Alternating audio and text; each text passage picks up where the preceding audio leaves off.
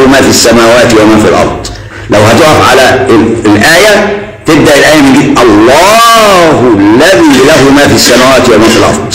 وهنا برضه لفظ الجلالة، يبقى الإيمان بالألوهية والإيمان بالربوبية والإيمان بأسماء الله الحسنى وصفاته العلى. تتصور الثلاثة دول موجودين في سورة إبراهيم، وتتكرر لفظ الجلالة 35 مرة في سورة إبراهيم عشان توحد الله، وتتكرر كلمة الله إله لوحدها مرة واحدة، لأن السورة تكرر فيها الواحد القهار إله واحد، تأتي بتوحد الله برضه.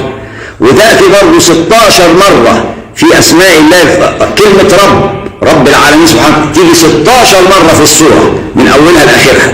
وتيجي برضه 18 مرة أسماء الله الحسنى وصفاته العلى، لتدلنا على اليقين بالله تبارك وتعالى، بالإيمان بالله وحقوقه تعظيما وعبودية وخضوعا وانقيادا، والإيمان بالربوبية إيمانا بالخلق والملك والتصرف فينا والنفع والضر بيد الله فلا نستعين إلا به ولا نلجأ لأحد سواه، والإيمان بأسماء الله الحسنى وصفاته العلى التي بها تفتح مفاتيح الفرج القريب بأمر الله رب العالمين، ومفاتيح إجابة الدعاء وقضاء الحوائج بأمر الله رب العالمين بالتوسل إليه بأسماء الله الحسنى وصفاته العلى.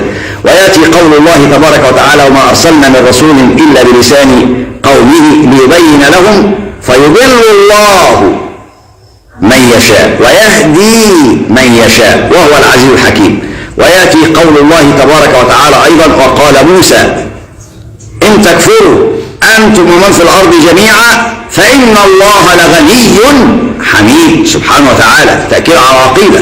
قالت رسلهم أفي الله شك فاطر السماوات والأرض يدعوكم ليغفر لكم من ذنوبكم ويؤخركم إلى أجل مسمى. ويأتي قول الله تعالى: ولكن الله يمن على من يشاء من عباده. ويأتي قول الله تعالى في ذات السورة: وما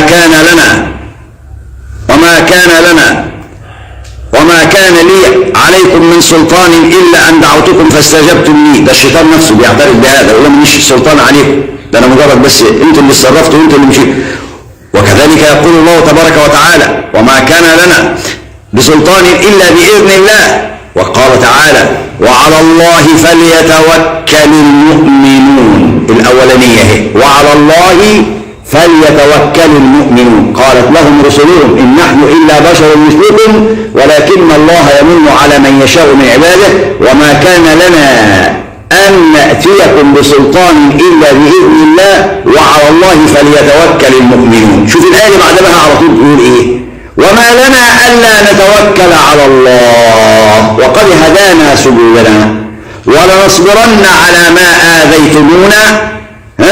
وبعد كده يقول رب العالمين يقول خلي بالك بقى من الآية: وعلى الله فليتوكل المتوكلون. شوف إعجاز التكرار في القرآن. الأولانية قال وعلى الله فليتوكل المؤمنون، وهنا قال وعلى الله فليتوكل المتوكلون. الله، طب ما قالش المتوكلون من الأول ليه؟ لأن المتوكلون الثانية أخذ بالأسباب، والمتوكلون الأولى يقين بالوهاب صاحب العطاء. ولا يمكن أن يكون تحقيق الأخذ بالأسباب إلا بوجود إيمان بمسبب الأسباب، لذلك كان الإيمان سابقا على التوكل. فجاء الترتيب هنا بإعجاز القرآن في التكرار، مش تكرار كده لغو، ده تكرار إعجاز، لأنه لا توكل ولا حقيقة للتوكل إلا بعد إيمان. فجاءت الأولى الآية اللي قبلها الأول قالت وعلى الله فليتوكل المؤمنون، جت الآية اللي بعدها على طول مباشرة وعلى الله فليتوكل المتوكلون، ليعلمنا ذلك اليقين بالله تبارك وتعالى واللجوء إليه. وما لنا ألا نتوكل على الله وقد هدانا سبلنا ولنصبرن على ما أذيتمونا وعلى الله فليتوكل المتوكلون. كذلك أيضا جاء قول الله تعالى: ألم تر أن الله خلق السماوات والأرض بالحق. كذلك أيضا دعوة إلى الإيمان بمن يملك السماوات والأرض بالحق. في إعجاز علمي هنا دقيق لأولادنا اللي بيدرسوا علوم وبيدرسوا طبيعة وبيدرسوا فلك وبيروا آيات الله في الكون وبيدوروا على الشير والنت والفيس. لما ربنا يقول بالحق يعني في قوانين حاكمة للسماوات والأرض. تعال بقى بص العلم الحديث انت يقول ايه؟ فعلا ده ثبت لنا ان لولا وجود قانون الجاذبيه على الارض لكان